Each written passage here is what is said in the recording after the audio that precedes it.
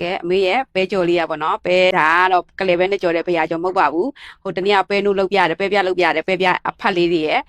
ဘရာကြော်ပါပေါ့နော်ဒါပေမဲ့လေအမေကစားလို့တော့နည်းနည်းလေးပဲလုပ်တယ်စားမကောင်းထင်မှကြောက်လို့ပေါ့နော်အခုကတော့စားကောင်းလို့အမေထပ်ပြီးတော့လုပ်လိုက်တယ်ပေါ့နော်ဒီနေ့မှလောက်စားအောင်လဲမဲဒီနေ့ဘာလုပ်မလဲဆိုတော့ပဲပြားကိုလုပ်ထားတဲ့ပဲအဖက်ပေါ့နော်ပဲပတ်လေးတွေကိုအမေကဒီနေ့ဘရာကြော်ပုံစံလေးကြော်ကြည့်ကြည့်မယ်နော်ကြော်ကြည့်ကြည့်ဖို့အတွက်ကဒီမှာဘာပါမလဲဆိုတော့ဂျင်းပါမယ်ကြက်သွန်ဖြူပါမယ်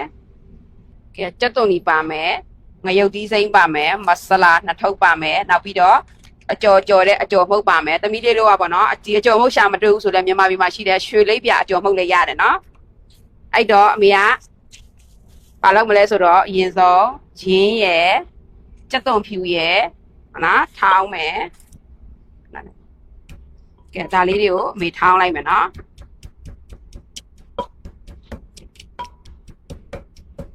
ဒါလေးတွေကိုညက်ညက်ထောင်းမယ်နော်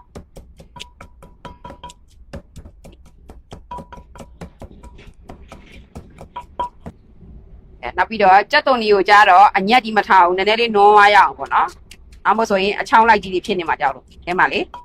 နည်းနည်းလေးနွမ်းသွားရုံညပဲဖိပေးတာပေါ့ပြောမယ်ဆိုရင်ညက်ကြီးမထောင်းပြလိုက်နော်။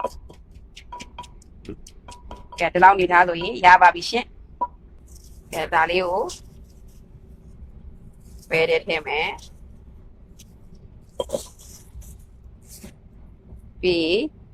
စားလေးကနည်းနည်းထည့်မယ်နော်။အချုံမုတ်နည်းနည်းထည့်မယ်ပြီးရင်စွန်နွေးမုတ်ထည့်မယ်စွန်နွေးမုတ်လေးများပါပြီစွန်နွေးမုတ်များပါမုတ်ကြီးကနောက်ရဲပလဲနေမှာကြောက်ပြီးရင်ခနောချက်သားမုတ်နည်းနည်းထည့်မယ်ငရုတ်သီးစိမ်းထည့်မယ်ပြီးတော့မဆလာနှစ်ထုပ်ထည့်မယ်နော်ပြီးရင်မွေမယ်မွေအောင်မွေရတယ်လေနှဲမယ်အကျော်မုတ်ကတော့မရတော့လုံးလို့လွယ်အောင်ပေါ့နော်အဲဒါတော့ကိုမှန်းထဲကြပေါ့အကျော်မုတ်များများလေးကြိုက်လဲများများလေးပေါ့ပြီးအဲ့တဲ့ကိုရေလေးနည်းနည်းထည့်မယ်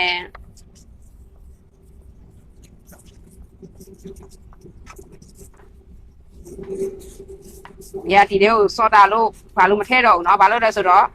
သူကပဲမှာကြတော့နူးညံ့ပြီးတော့ပွားနေပြီးသားဖြစ်တယ်ပေါ့နော်အဲကြောင့်မလို့မထည့်တော့ဘူးဆိုတော့မှုေးနေရောပဲနော်ကြော်တဲ့အခါဘလို့လာမလဲတော့မသိဘူးပေါ့လုံးကြည့်တာ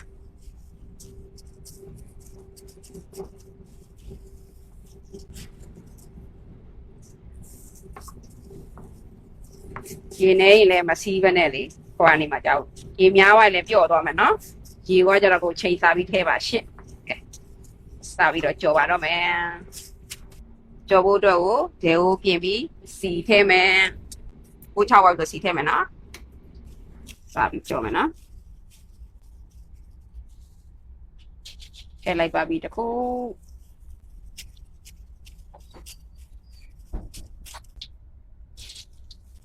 ပြီးတော့မှမင်းစားပြီးတော့အရသာပြောပြမယ်နော်ကလေးပဲနဲ့ကြော်တဲ့ဘရာကြော်နဲ့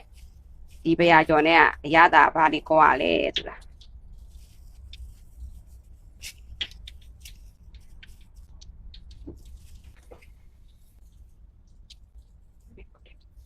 ကဲဒါအမေကြော်လိုက်အောင်နော်ကြော်လိုက်ပါအောင်မရှင်ကဲတစ်ဖက်နာမယ်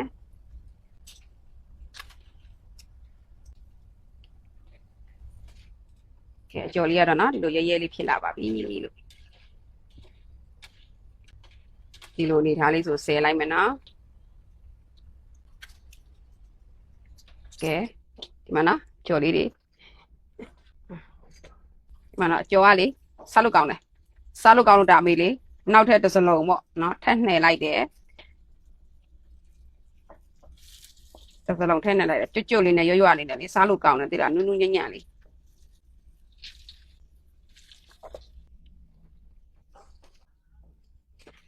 ကဲအမေရဲ့ပဲကြော်လေးရပါတော့ပဲဒါကတော့ကလေးပဲနဲ့ကြော်တဲ့ဘရာကြော်မဟုတ်ပါဘူးဟိုတနေ့ကပဲနုလုပ်ပြတယ်ပဲပြလုပ်ပြတယ်ပဲပြအဖတ်လေးတွေရဲ့ဘရာကြော်ပါပေါ့နော်ဒါပေမဲ့လေအမေကစားလို့တော့နည်းနည်းလေးပဲလုပ်တယ်စားမကောင်းထင်မှကြောက်လို့ပေါ့နော်အခုကတော့စားကောင်းလို့အမေထပ်ပြီးတော့လုပ်လိုက်တယ်ပေါ့နော်ကြော်နေနေပေါ့နော်တခုအိုင်ဒီယာလေးတခုဝင်လာတယ်ခရမ်းချင်သီးလေးနဲ့သူ့ကိုပြန်ချက်စားဖို့အတွက်ပေါ့နော်ဝင်လာတယ်ဒါကတော့စားလို့ကောင်းတယ်နော် စားလို့ကောင်းလို့အမေစားနည်းနည်းလို့နောက်တစ်ထပ်လုပ်လိုက်တော့အများကြီးဖြစ်သွားတယ်နော်ပူတယ်နော်မစားပြမယ်ပြအေးတာကိုစားပြမယ်အကောင်တော့ပူပူလေးပါသူကလေရွာလေးဆက်ကောင်းတယ်အချင်းနဲ့တို့စားလိုက်ရမ်းကောင်းတယ်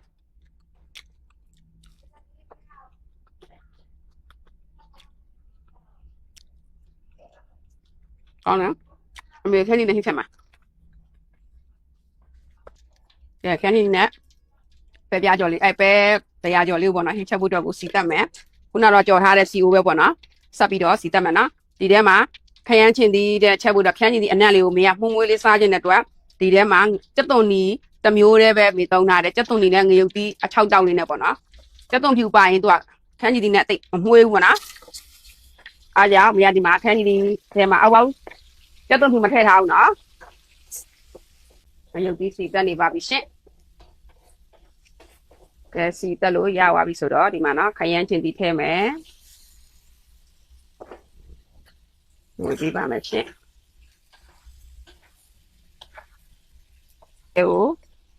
အချိုမုတ်ထည့်မယ်နော်အချိုအရသာတော့အငံအပြူရသာတော့မိမိကြက်နှစ်တက်တယ်လို့သုံးနိုင်ပါတယ်ရှင်ဒီငါပြားရည်လေးထည့်မယ်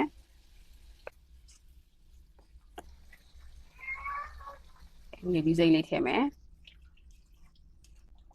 အဲ့ဒါလေးကိုအစီပြန်အောင်ချက်မယ်နော်တော့ခရမ်းကြီးဒီလေးတွေစီပြန်လာရင်ပရာကျော်လုံးလေးတွေထည့်မယ်နော်နောက်ပြီးတော့မီးပိတ်ရမယ်နော်မီးပိတ်ပြီးမှထည့်ပါတယ်ရှင်နည်းနည်းမင်းလေးအုပ်လိုက်ပါတယ်ပြီးမှွေပါမယ်နော်မှွေပြီးလို့ရှိရင်တော့မေကတော့စားဖို့ရန်တကူပြင်ပါတော့မယ်နော်မှွေးနေတာပဲနော်ခရမ်းကြီးဒီနဲ့ပရာကျော်လုံးဟင်းလေးကမှွေးနေတာပဲကဲမေရဲ့ပရာကျော်နဲ့ခရမ်းကြီးဟင်းလေးရပါပြီရှင်ဒီခရမ်းကြီးဒီဟင်းနဲ့လေးမှုမွေးလေးစားခြင်းနဲ့ဆိုရင်တော့ငရုတ်သီးထည့်တဲ့ခါကျရင်ထောင်းတဲ့ခါကျရင်ကြက်သွန်ပြူမထည့်သုံးပါနဲ့ကြက်သွန်နီနဲ့ငရုတ်သီး6တောက်တစ်မျိုးနဲ့ပဲရပါတယ်ရှင်အဲ့ဒါမှတော့ခရမ်းကြီးဒီဟင်းနဲ့လေးကမှုမွေးလေးရပါတယ်ရှင်အရန်လဲစားလို့ကောင်းတယ်နော်နောက်ပြီးတော့အမေကအကျော်နဲ့ဟင်းလေးနဲ့ကိုတဝက်စီခွဲထားတယ်ဒီမှာကတော့အကျော်လေးပါရှင်ဒီမှာတော့အကျော်နဲ့အချင်းလေးပါနော်တဝက်စီခွဲပြီးတော့အမေကချက်လိုက်တယ်ချက်နေကဲအမေရဲ့ဗီဒီယိုဖိုင်တွေကိုကြည့်ရှုပေးတဲ့ကိုကြီးတွေမကြီးတွေသားလေးတွေသမီးလေးတွေလည်းပေါ့နော်အမေကကျေးဇူးအများကြီးတင်ပါတယ်ချစ်လက်ချစ်ပါတယ်နော်ဘိုင်ဘိုင်အားလုံးပဲအမေရဲ့ဘရာကျော်ဟင်းလေးစားကြပါအောင်ရှင်မှုန်းနေတာပဲနော်ဒီမှာကတော့အကျော်လေးနဲ့အချင်းလေးပါရှင်